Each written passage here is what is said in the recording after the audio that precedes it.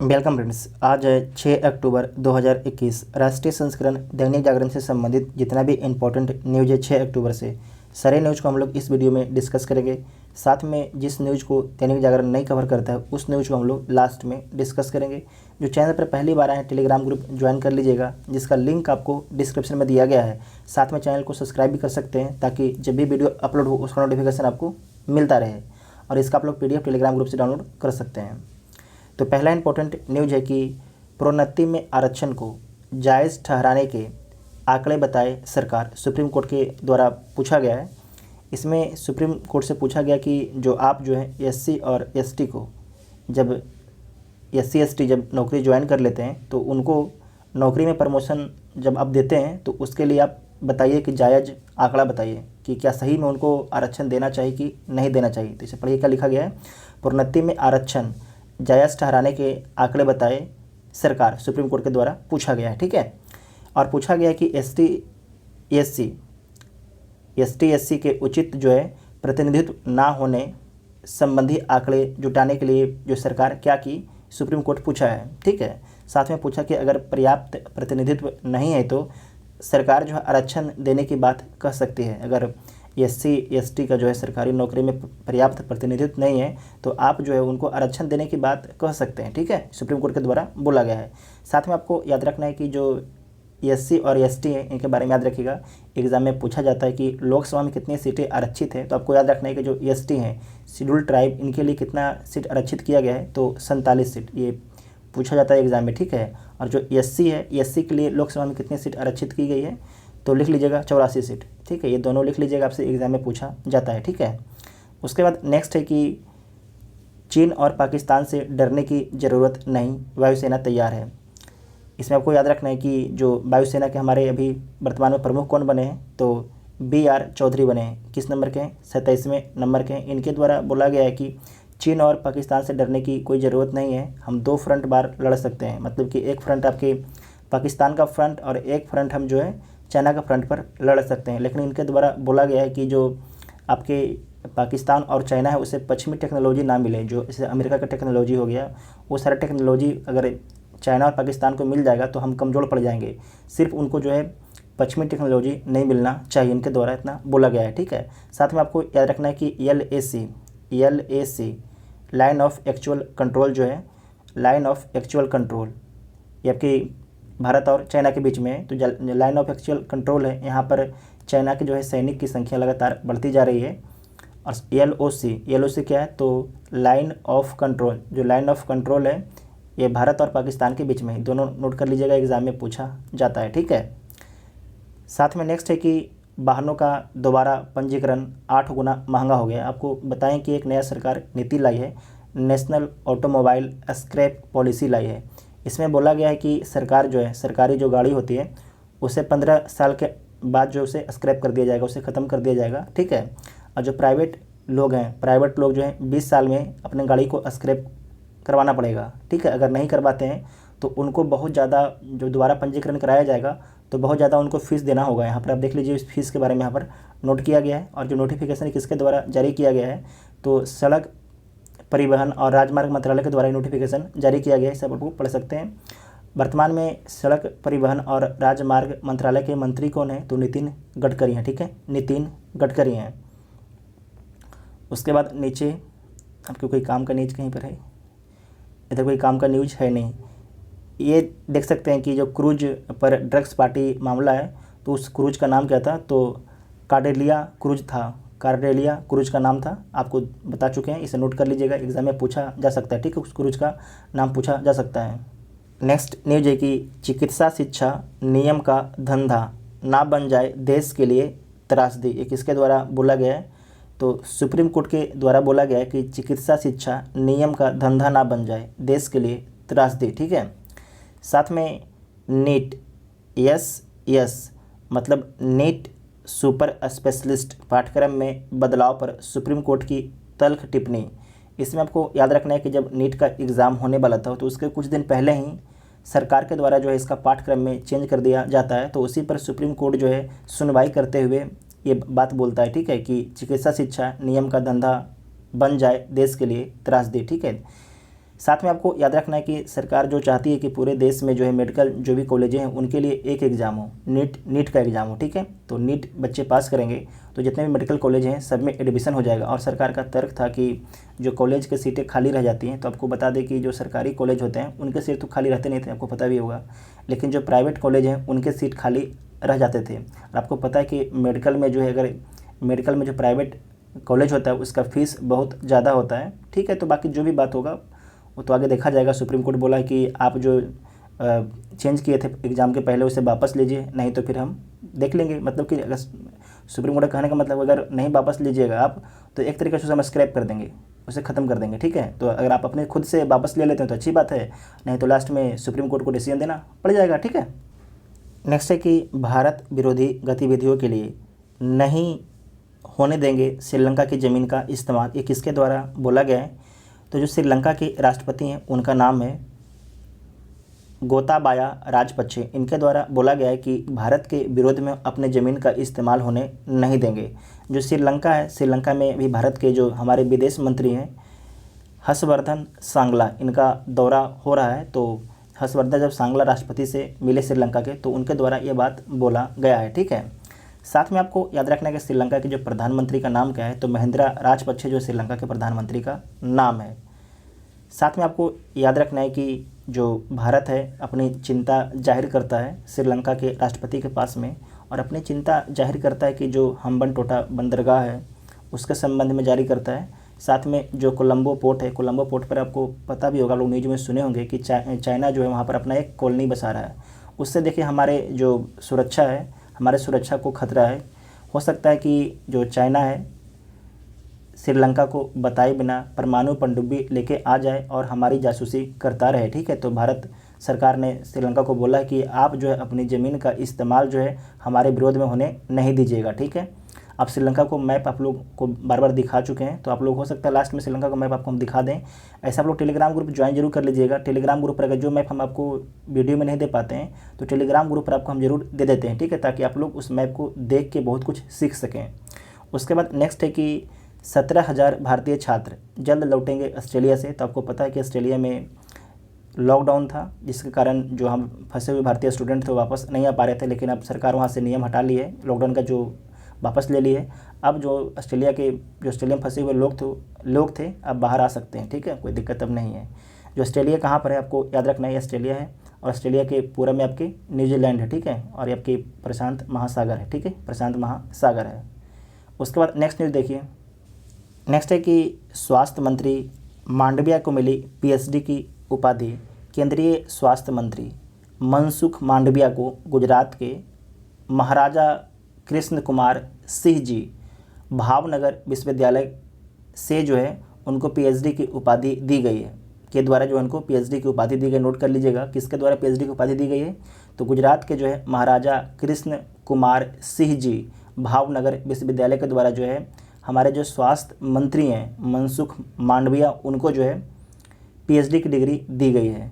आपको बताएं कि कैसे याद रखना है, जो हमारे स्वास्थ्य मंत्री उसे याद करने का तरीका क्या है, क्योंकि हमारे देश में स्वास्थ्य की स्थिति बहुत ख़राब है, इसी कारण जो है दुखी रहते हैं मांडविया जी, ठीक है। तो जो इनका मन सुख नहीं रहता है, तो इसे याद रख सकते हैं कि भारत में स्वास्थ्य खराब होने के कारण जो है मन सुख नहीं रहता, किसका, तो मनसुख मांडविया का मन सुख नहीं रहता है, ठीक है।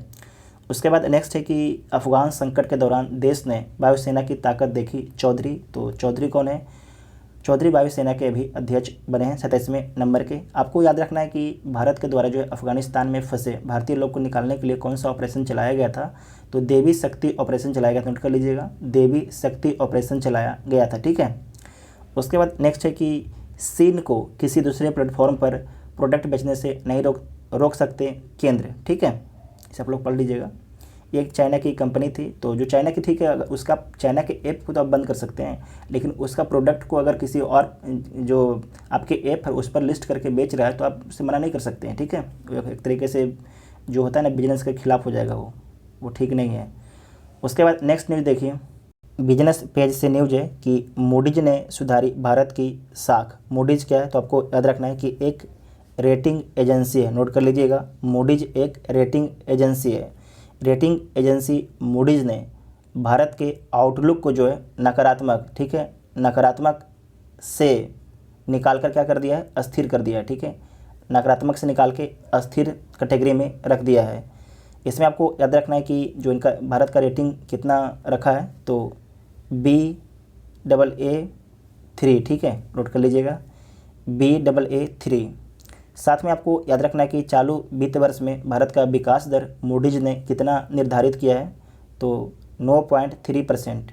साथ में अगले वर्ष बताया है कि मूडीज भारत का विकास दर कितना रहेगा, तो 7.9% रहेगा। दोनों लिख लीजिएगा, आपसे एग्जाम में पूछा जा सकता है। ठीक है, उसके बाद नेक्स्ट है कि टेलीकॉम को और 40,000 करोड़ रुपए की राहत संभव है। आपको बता दें कि जो टेलीकॉम कंपनियां हैं उन पर 40,000 करोड़ रुपए का केस चल रहा है कोर्ट में, सरकार के द्वारा, सरकार चला रही है। तो सरकार हो सकता है केस को वापस ले लेगी। आपको बता चुके हैं कि जो टेलीकॉम कंपनियां हैं भारत में बहुत ज़्यादा स्ट्रेस में हैं।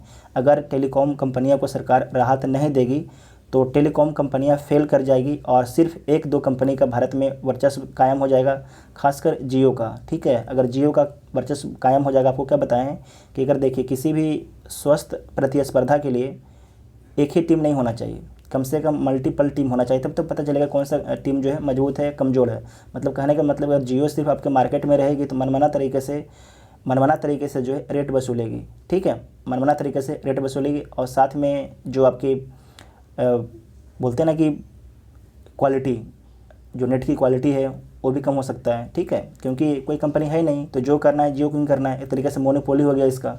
तो किसी भी जो कंपनी का मोनोपोली होना जो ग्राहक हैं उनके लिए ठीक नहीं होता है। ठीक है, उसके बाद नेक्स्ट है कि चीन में मैन्युफैक्चरिंग की बत्ती गुल, भारत के कई उद्योग में महंगाई का मीटर चालू। कल हम लोग जो चीन की जो मैन्युफैक्चरिंग है उसके बारे में डिटेल से डिस्कस किए थे। ठीक है, एडिटोरियल वाला में, तो जो नहीं देखे जाके देख लीजिएगा। चीन में समस्या क्या है कि चीन में आपको पता है कि जो शी जिनपिंग उन्होंने बोला है कि जो कोयला पर आज निर्भरता है चाइना के, उसे कम किया जाए और रिन्यूएबल एनर्जी, ठीक है, रिन्यूएबल एनर्जी पर जोड़ दिया जाए। उसी क्रम में क्या हुआ कि चाइना में जो कोयला से बिजली बनता था उसे बनाने में कमी कर दी गई है।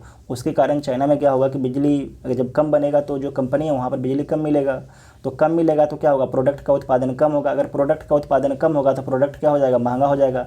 तो भारत जो है चाइना से प्रोडक्ट मंगाता है, तो भारत के जो भी आपके उद्योग हैं, धंधे में जो भी प्रोडक्ट मंगाया जाता है वो सब महंगा हो गया। इसी क्रम में इस बात को बोला जा रहा है। ठीक है, और बोला गया कि भारत में भी हो सकता है कि बिजली का कट लग सकता है, क्योंकि कारण बताया गया कि भारत में जो है कोयला बहुत महंगा आ रहा है। ठीक है, जहाँ पर पहले आपके $50 में खरीदा जाता था 1 टन, लेकिन अब 1 ही टन खरीदने के लिए आपको $200 चुकाना पड़ रहा है भारत को। ठीक है, तो बोला जा रहा है कि हो सकता है कि भारत में बिजली कट लग सकता है, लेकिन सरकार बोली कि भारत में जो है चाइना जैसा स्थिति नहीं होगी, भारत में जो है चाइना जैसा स्थिति नहीं होगी। साथ में आपको बता दें कि इंटरनेशनल मार्केट में जो है गैस का दाम लगातार बढ़ रहा है, तो गैस का दाम भारत में भी कम नहीं होगा, लगातार बढ़ता ही चला जाएगा। ठीक है, और तेल का दाम भी आपको कम होने वाला भारत में नहीं है, लगातार वो बढ़ता ही जाएगा।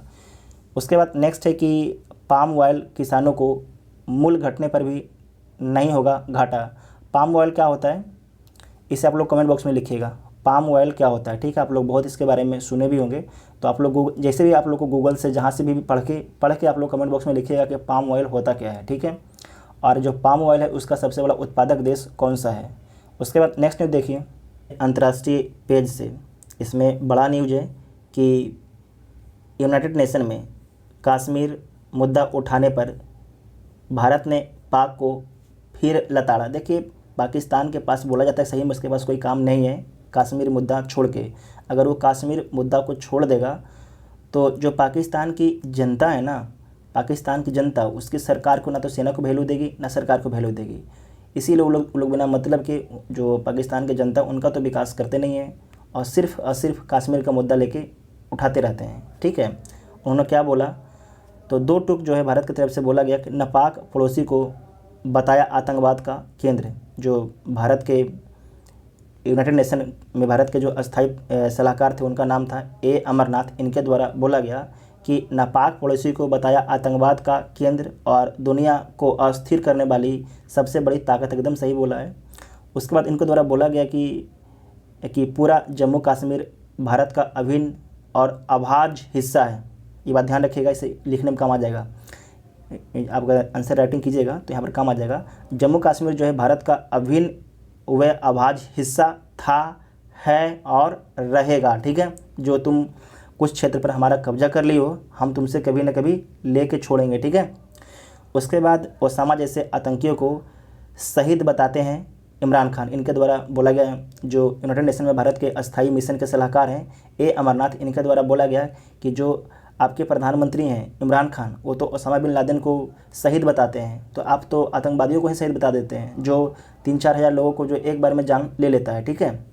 उसके बाद नेक्स्ट है कि विध्वंसक हथियारों के प्रसार पर चिंता जताई गई थी, सब लोग पढ़ लीजिएगा। ठीक है। उसके बाद नेक्स्ट है कि 836 भारतीय शांति सैनिक यूएन मेडल से सम्मानित किए जाएंगे। इसे नोट कर लीजिएगा, ये नंबर पूछा जा सकता है आपसे किसी भी एग्जाम में। ठीक है, कि 836 भारतीय शांति सैनिक को जो है यूएन मेडल से सम्मानित किया जाएगा। मतलब संयुक्त राष्ट्र जो शांति सेना, उसमें भारत के जो है 836 भारतीयों ने जो आपके काम किया है, उन सभी लोगों को जो है यूएन मेडल से सम्मानित किया जाएगा। ठीक है, काम तो बहुत लोगों ने किया, लेकिन 836 लोगों को ही सम्मानित किया जाएगा। उसके बाद नेक्स्ट है कि अनसुलझी गुत्थियाँ सुलझाने वाले 3 वैज्ञानिकों को भौतिकी का नोबेल पुरस्कार मिला है। फिजिक्स का जो नोबेल पुरस्कार है 2021 में 3 व्यक्ति को मिला। कितने व्यक्ति को मिला है? 3 व्यक्ति को मिला है, और उसका नाम आप लोग पढ़ लीजिए। नाम है, पहला इस जापान के हैं सुइकुरो मनाबे जापान के हैं। उसके बाद है एपी क्लास हेसलमैन, ये किस देश के हैं? ये जर्मनी के हैं। और उसके बाद है जॉर्जियो पेरेसी, जो जॉर्जियो पेरेसी हैं, ये किस देश के हैं? तो इटली के हैं। ठीक है। इसे याद करने का तरीका क्या हो सकता है कि या तो आप लोग याद इस तरीके से कर सकते हैं कि पेरिस से एक व्यक्ति जो है हेसल नाम की लड़की से मिलने के लिए कहाँ जाता है? मनामा।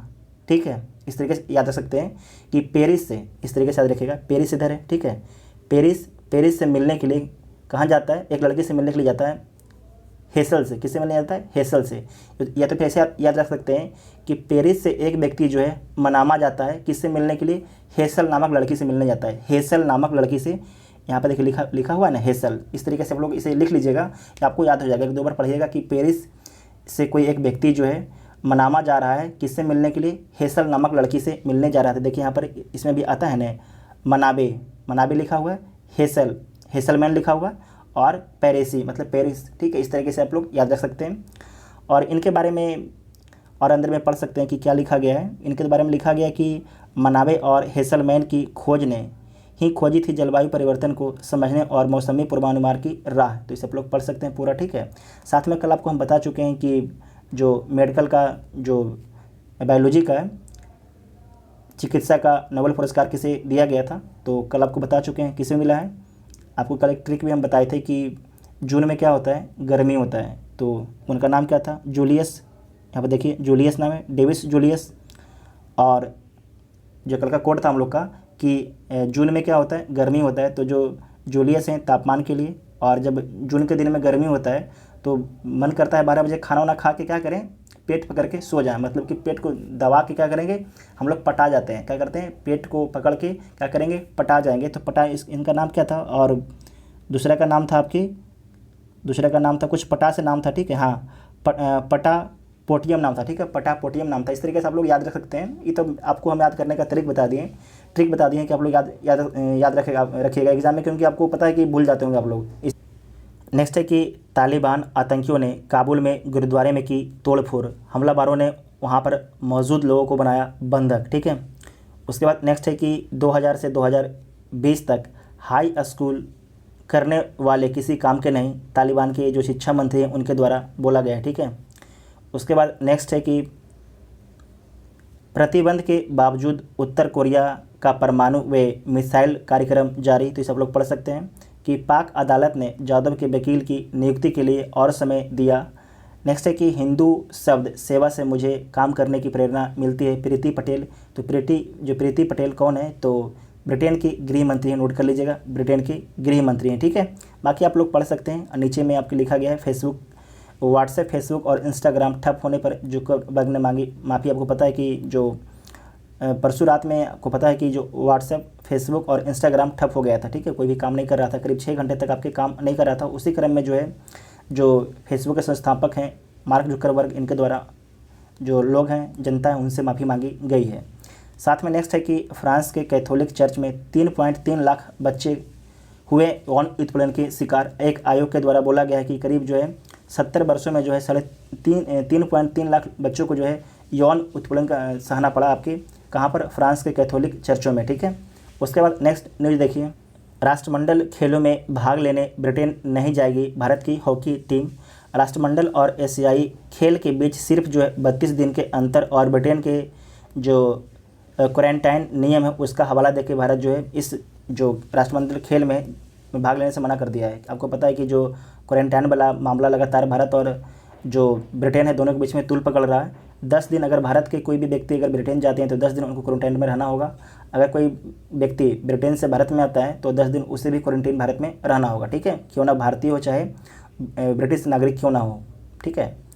उसके बाद नेक्स्ट न्यूज़ देखिए, नेक्स्ट है कि द जैज सिंगर के रूप में दुनिया के सामने आई पहली बोलती फिल्म, इसे नोट कर लीजिएगा। द जैज सिंगर के रूप में दुनिया के सामने आई थी पहली बोलती फिल्म। 1927 में आज ही दुनिया की पहली बोलती film the jazz singer New York में रिलीज हुई थी। यह अमेरिकन म्यूजिकल ड्रामा फिल्म थी जिसे एलन क्रॉसलैंड ने निर्देशित किया था और उसकी अवधि 1 घंटे 28 मिनट थी। उससे इम्पोर्टेंट नीचे वाला पॉइंट है कि भारत की पहली बोलती फिल्म कौन थी, तो 1931 में रिलीज होता है। उस फिल्म का नाम है आलम आरा, ठीक है, आलम आरा। इंपॉर्टेंट पॉइंट है, इसे नोट कर लीजिएगा। और उसके बाद जो नीचे वाला पॉइंट है उससे भी इम्पोर्टेंट है कि सुप्रीम कोर्ट की पहली महिला जज बनी जस्टिस एम फातिमा बीबी, नोट कर लीजिएगा। 1989 में आज ही जस्टिस एम फातिमा बीबी भारत में सुप्रीम कोर्ट की पहली महिला जज नियुक्त की गई थी। आपको ध्यान रखना है, जज नियुक्त की गई थी, चीफ जस्टिस ऑफ इंडिया नहीं, ठीक है। अभी तक कोई भी महिला भारत की चीफ जस्टिस ऑफ इंडिया नहीं बन पाई है। उसके बाद है कि सुप्रीम कोर्ट में अब तक जो है 11 महिलाएं जज नियुक्त की जा चुकी हैं, जो इस बार 3 महिला की नियुक्ति की गई है। एक का नाम क्या है, एक का नाम है हिमा कोहली, दूसरा का नाम है नागरत्ना और जो तीसरा है उनका नाम है त्रिवेणी कुछ करके नाम है, हमें कन्फर्म याद नहीं है, ठीक है, त्रिवेणी कुछ नाम करके, ठीक, देख लीजिएगा इसका नाम क्या है, त्रिवेदी या कुछ करके नाम है, सब आप लोग जरूर चेक कीजिएगा, ठीक है। तो 11 महिलाएं जज नियुक्त की गई हैं और मौजूदा जज जो है जो बी नागरत्ना है उनको बोला जा रहा है कि 2027 में सुप्रीम कोर्ट की मुख्य न्यायाधीश बन सकती है। मतलब कि सुप्रीम कोर्ट के 2027 में चीफ जस्टिस ऑफ इंडिया बन सकती हैं। तो इसे आप लोग नागरत्ना का नाम याद रखिएगा, नागरत्ना जी के बारे में पूछा जा सकता है। साथ में जो 3 महिला हैं सुप्रीम कोर्ट में इस बार जज बनी, उन तीनों महिला का नाम जरूर याद रखिएगा क्योंकि आपसे एग्जाम में पूछा जाएगा, ठीक है। उसके बाद नेक्स्ट है कि शोध के लिए कम उम्र में ही प्रसिद्ध हो गए थे मेघनाद साहत, इसे भी आप लोग पढ़ सकते हैं। उसके बाद नेक्स्ट है कि नसों में जाकर बीमारी खोजेगा माइक्रो रोबोट, इलाज में होगी मदद। ये बहुत ही मददगार चीज़ अगर बना देते हैं। आईटी कानपुर में मैकेनिकल इंजीनियरिंग और रोबोटिक्स विभाग के वैज्ञानिक कर रहे हैं काम और एआई व मशीन लर्निंग से होगा लैस। तो सही बात है, अगर छोटा जो डिवाइस है बना दिया जाता है कि हमारे ब्लड के माध्यम से जो है उसे ब्लड में हमारा डाल दिया जाए और हमारे जो भी ब्लड में जहाँ पर भी प्रॉब्लम है उसे पता लगा ले, तो हमारे साइंस की एक बहुत बड़ी जीत होगी, ठीक है। उससे जो बहुत सी बीमारी को हम पहले ही ठीक कर देंगे। उसके बाद है कि जीन थेरेपी से लौटेगी आँखों की रोशनी, स्ट्रोक से आँखों की रोशनी खोने वाले को मिल सकती है राहत। उसके बाद जिस भी न्यूज़ को दैनिक जागरण कवर नहीं किया उस न्यूज़ को हम लोग डिस्कस करते हैं। नेक्स्ट न्यूज़ है कि national Ganga river dolphin day कब मनाया जाता है, तो 5 अक्टूबर को, ठीक है, 5 अक्टूबर को मनाया जाता है। गंगा नदी डॉल्फिन दिवस भारत में जो है हर साल 5 अक्टूबर को मनाया जाता है। 2009 में जो है इसी दिन गंगा नदी की डॉल्फिन को औपचारिक रूप से जो है राष्ट्रीय जलीय पशु के रूप में घोषित किया गया था, ठीक है, नामित किया गया था। इसे नोट कर लीजिएगा, इम्पोर्टेंट है। उसके बाद है कि गंगा नदी की डॉल्फिन या प्लांट निस्टा गंगेटिका, जिसे आमतौर पर जो है सुनस के रूप में जाना जाता है, भारतीय उपमहाद्वीप की स्थानिक डॉल्फिन है, ठीक है, भारतीय उपमहाद्वीप के जो है स्थानीय डॉल्फिन है। इसे नोट कर लीजिएगा, एग्जाम में पूछा जाता है कि यह भारत और बांग्लादेश की गंगा, ब्रह्मपुत्रा, मेघना, कर्णफूली, सांगू नदी प्रणालियों में पाई जाती है, ठीक है। नदी के जो आपके क्षेत्र हैं उस नदी में पाई जाती है। इसे नोट कर लीजिएगा, आपसे एग्जाम में पूछा जाता है। गंगा, ब्रह्मपुत्रा, मेघना, कर्णफूली, सांगू नदी आदि में पाई जाती है, ठीक है। और किन नदी में पाई जाती है आप लोग कमेंट बॉक्स में बताइएगा। नेक्स्ट है कि भूजल प्रबंधन के लिए जो है हेली बोर्न सर्वे तकनीक का शुभारंभ किया गया है। इसे पढ़ लीजिए। पृथ्वी विज्ञान मंत्री का नाम क्या है? डॉक्टर जितेंद्र सिंह ने जो है 6 अक्टूबर 2021 को भूजल, भूमि के जो अंदर जल है, भूजल के प्रबंधन के लिए जो है अत्याधुनिक हेली बोर्न सर्वे तकनीक का शुभारंभ किया गया है। ठीक है। भारतीय भू भौतिकीय अनुसंधान संस्थान हैदराबाद के द्वारा इसे विकसित किया गया, इसे नोट कर लीजिएगा। इस नवीनतम हेली बोर्न सर्वे के लिए जो है राजस्थान, गुजरात, पंजाब और हरियाणा को लिया जा रहा है और इसकी शुरुआत राजस्थान के जोधपुर से की जाएगी, इसे नोट कर लीजिएगा। इसकी शुरुआत जो है कहाँ से की जा रही है? तो राजस्थान के जोधपुर से जो है हेली बोर्न सर्वे की शुरुआत की जा रही है। नेक्स्ट है कि 2022 बर्मिंघम राष्ट्रमंडल खेलों से हटी हॉकी टीम, तो हम लोग पेपर में देख चुके हैं। और कारण क्या दिया गया? कोविड कारण उसका दिया गया है। ठीक है। नीचे पढ़ सकते हैं कि भुवनेश्वर में जूनियर पुरुष कप से इंग्लैंड के इसी तरह के कारणों से हटने के एक दिन बाद भारत ने यह निर्णय लिया, मतलब कि टिट फॉर टैट। उसके बाद नेक्स्ट है कि भारतीय भारोत्तोलन महासंघ के अध्यक्ष चुने गए। तो कौन चुने गए हैं? तो सहदेव यादव जो है भारतीय भारोत्तोलक महासंघ के अध्यक्ष चुने गए, इसे नोट कर लीजिएगा।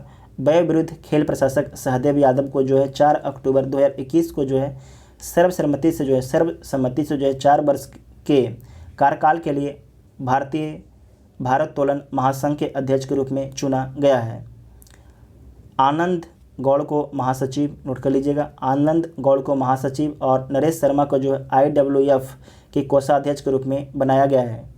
IWF भारत में भारोत्तोलन के खेल की देखरेख करने वाली राष्ट्रीय शासी निकाय है। ठीक है।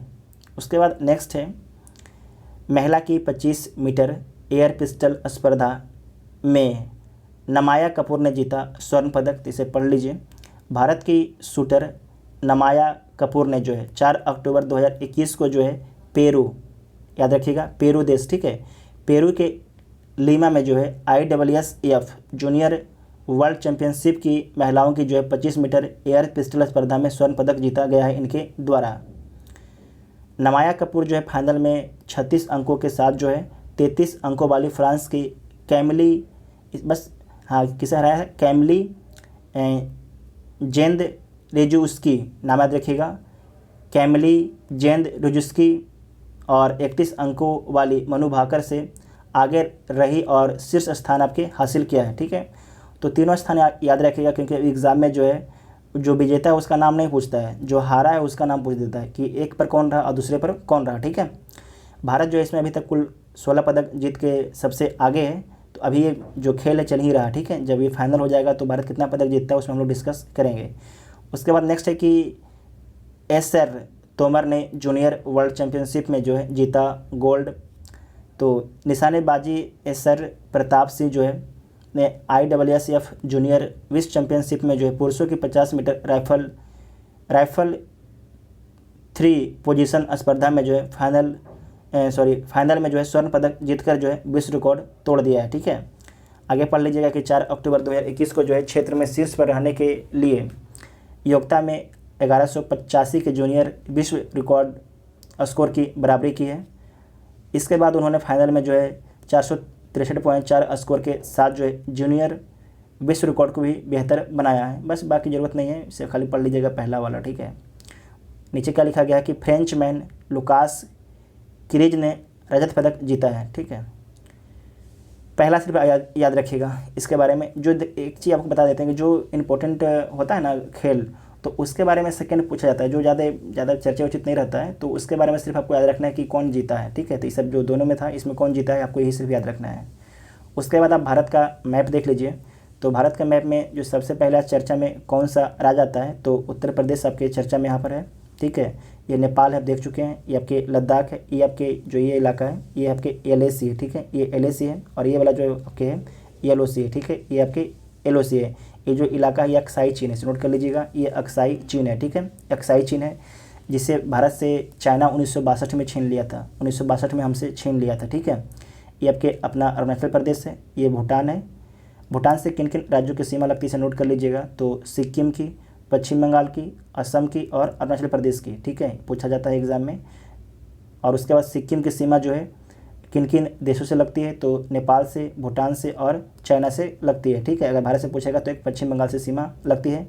उसके बाद आप देख लीजिए पेरू, पेरू देखिए यहाँ पर है, ये आपके पेरू है, ठीक है। यहाँ पर आपके खेल का आयोजन किया जा रहा था। और ये आपके बोलिविया है, बोलिविया आपके जो साउथ अमेरिका है, साउथ अमेरिका में 2 कंट्री लैंड लॉक हैं, बोलिविया और पराग्वे, नोट कर लीजिएगा, एग्जाम में पूछा जाता है, ठीक है।